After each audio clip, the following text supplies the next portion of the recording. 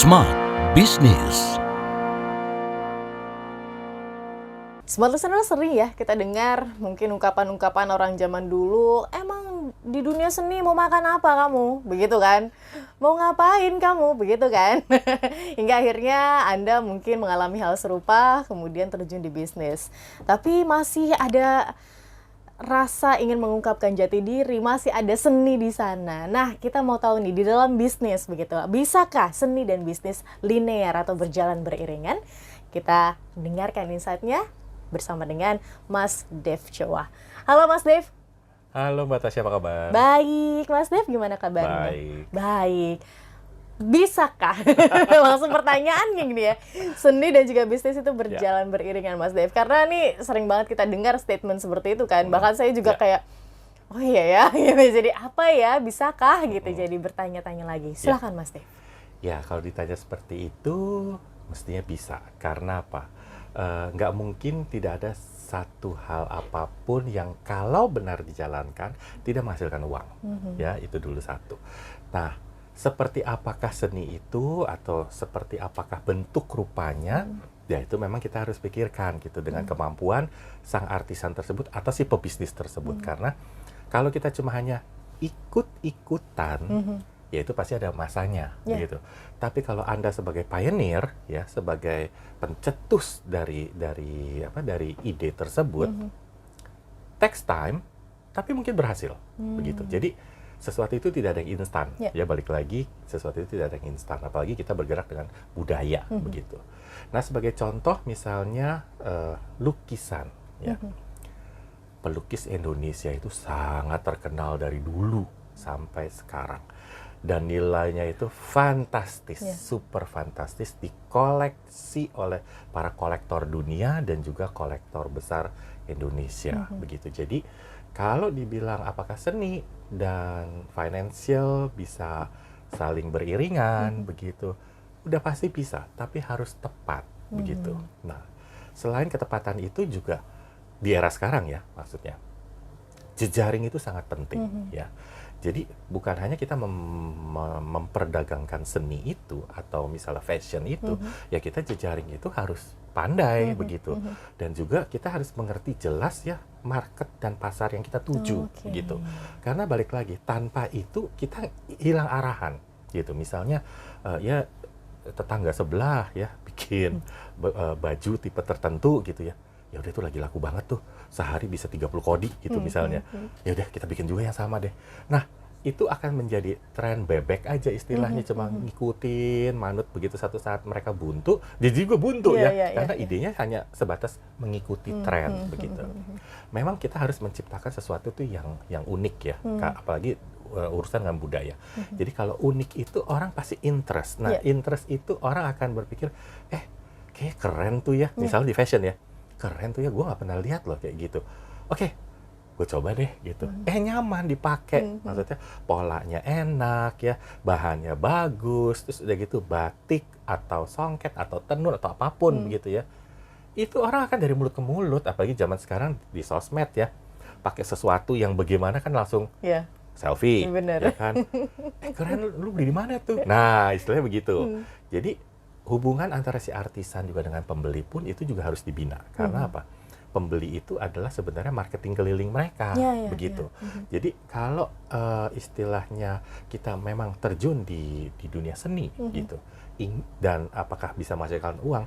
Jawabannya bisa, tapi harus tepat. Harus begitu. tepat, baik. Jadi memang sebelum terjun ke sana, kita harus memperhatikan pasar dulu, nomor satu. Dua, terus itu aim-nya apa, yang mau dituju itu apa. Karena nggak bisa ya kayak tadi saya bilang, nggak bisa mbalelo istilahnya, tetangga bikin apa aku nggak bisa gitu, apalagi kita budaya ya.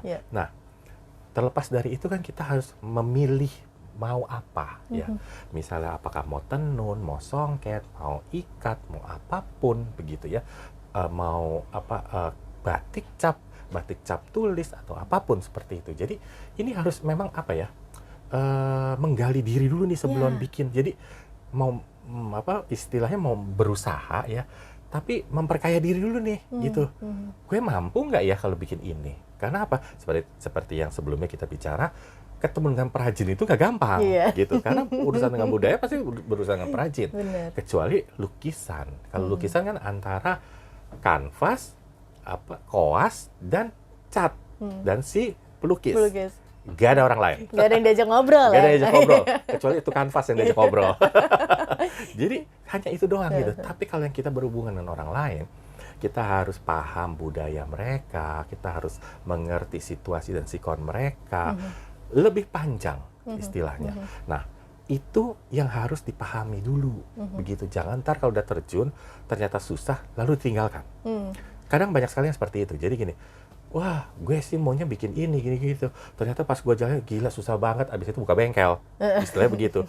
Ya, balik lagi, sesuatu itu tidak ada yang instan. Iya, Gitu. iya. Nah, seperti saya katakan sebelumnya, saya 24 tahun di batik gitu loh. Tapi tetap exciting gitu di batik. Karena apa? Batik itu buat saya tuh luar biasa, apa ya? Bukan falsafah, bukan cerita atau sebagainya, tapi aku lebih melihat personil yang membatik. Begitu.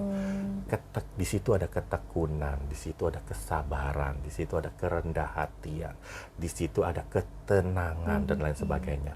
Bahkan yang namanya membatik itu, menurut beberapa teman saya itu katanya terapeutik ya, atau apa ya? Jadi meditasi. seperti meditasi begitu. Jadi misalnya setelah kalian ya terlalu banyak beban kantor dan lain sebagainya, ya kan pasti kan. Iya.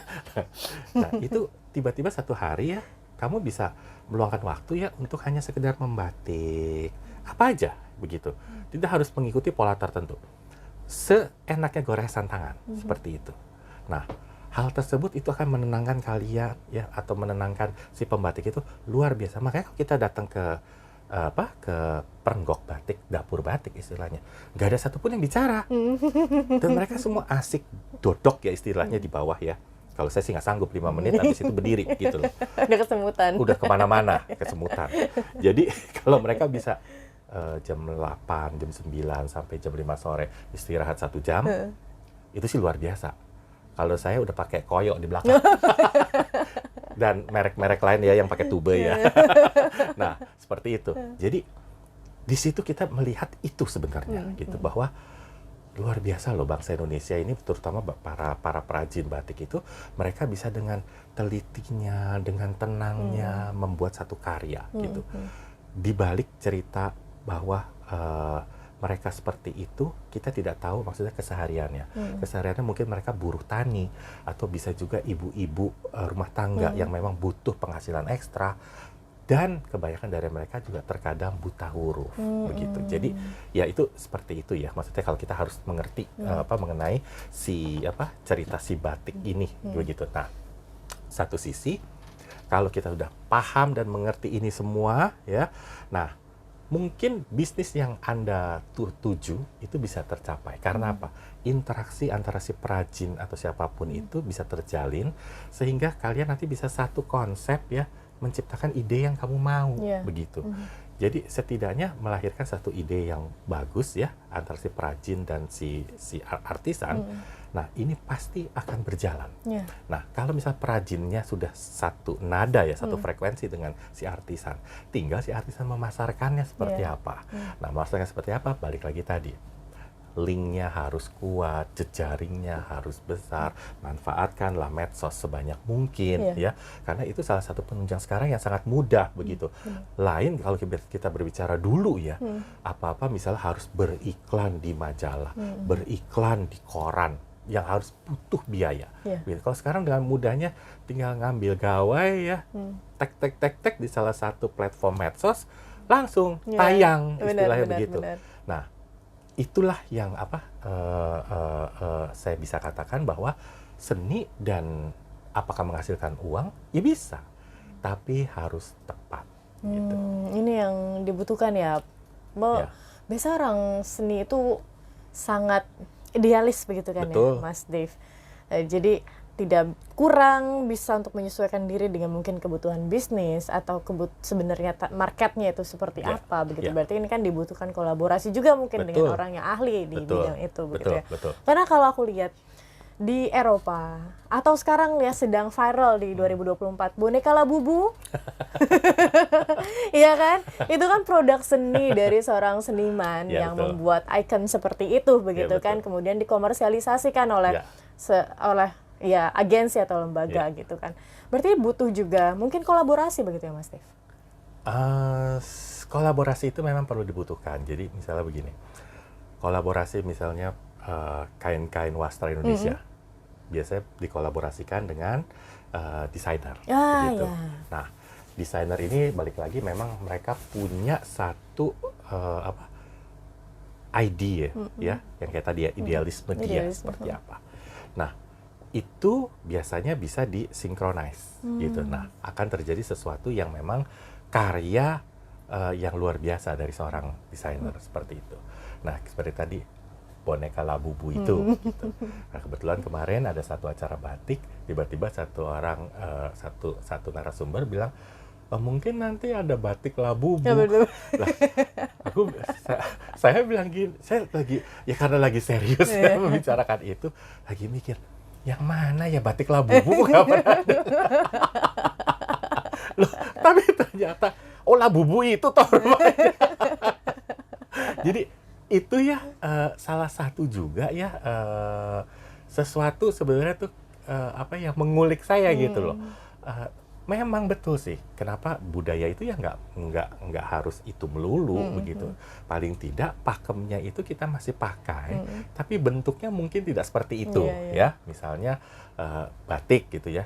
Karena batik itu merupakan suatu proses begitu. Jadi dikatakan batik kalau prosesnya itu tepat. Jadi menggunakan malam panas atau malam cair ya, lilin yang dicairkan itu, lalu menggunakan canting atau cap canting, dan menggunakan tenaga manusia. Karena 3 hal itulah yang memang diakui oleh UNESCO begitu. Nah, bentuknya apakah harus seperti ini misalnya batik ini? Ya enggak juga gitu loh. Oke, tren sekarang apa misalnya? Ya bukan yang tadi boneka itu ya. Itu juga akan tren sesaat gitu. Jadi misalnya bentuknya sesuatu apa nih yang lagi tren anak muda nih gitu. Misalnya warnanya lebih ke arah monokrom atau apa seperti itu. Nah itu bisa dibuat begitu. Jadi memang harus ada apa ya? Harus ada kolaborasi, betul begitu. Karena apa? Kita tidak melulu hanya di situ. Ya. Seperti tadi misalnya ya, kita bicara dengan para perajin itu, mereka hanya mau kerja yang itu melulu. Ya satu saat orang kan bosen gitu. Harus ada inovasi baru lagi seperti apa. Terus udah gitu dalam perjalanannya nanti buat seperti apa. Itu terus harus ada hubungan antara si artisan dengan si perajin bahwa Mbak, Bu, Mas, ini loh trennya lagi begini ya. Jadi kita tuh istilahnya moving on terus begitu. Memang secara tradisinya ya memang pakemnya seperti itu ya. Baik. Nah itu kita nggak akan menghilangkan pakem-pakem, maksudnya motif ya, motif pakem itu nggak akan hilang. Karena apa? Selama budaya kita masih melakukan tradisi, itu tidak akan hilang begitu. Nah, tapi apa yang untuk maju ke depan, apa yang untuk generasi berikutnya mau memakai, ya kita harus pikirkan itu. Nah, salah satu caranya adalah begitu. Jadi tidak melulu dengan motif yang sudah ada. Yuk kita berinovasi, begitu. Inovasi penting ya. Walaupun memang ada pakem-pakem tersendiri yang namanya produk artisan atau produk seni begitu kan. Ini tentu harus ada pakem-pakem tersendiri yang bisa digunakan, dirubah-rubah sedikit, diinovasikan, hingga akhirnya bisa lebih dikomersialisasi. Dan akhirnya bisnis dengan seni bisa berjalan dengan beriringan. Nah, seperti contoh tadi ya, kenapa saya bilang yang motif-motif seperti ini akan masih bertahan selama tradisi kita itu dijalankan. Jadi misalnya seperti pernikahan di komunitas Jawa ya. Itu rentetannya kan banyak ya. Nah, rentetannya panjang dan tiap acara itu mempunyai dress code tersendiri gitu. Selama ini dipakai yang sesungguhnya, UKM-nya itu akan bertahan begitu. Jadi ini memang sangat penting, tradisi itu harus dijaga. Oke, baik. Mas Dev, terima kasih untuk insight-nya. Sama-sama. Dan semoga Anda, smart listeners, para pebisnis yang bergerak di bidang seni atau para seniman yang ingin juga dikomersialisasikan begitu ya, produk seni Anda bisa lancar dan juga bisa sukses di dalam keduanya. Dan akhir kata, saya Tasya Rustama dan Mas Dev Choa. Kami ucapkan terima kasih. Sampai jumpa. Smart Business. Lead you better.